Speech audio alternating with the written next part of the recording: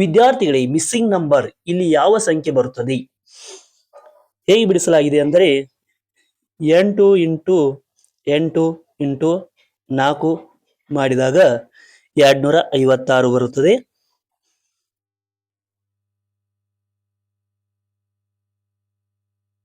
ಎಂಟೆಂಟ್ಲೆ ಎಷ್ಟು? 64.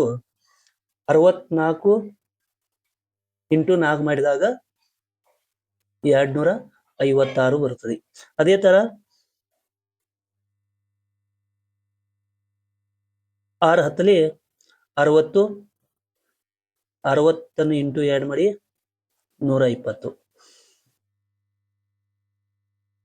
4 12 4 10 40. 4 12 4 2 8 12 4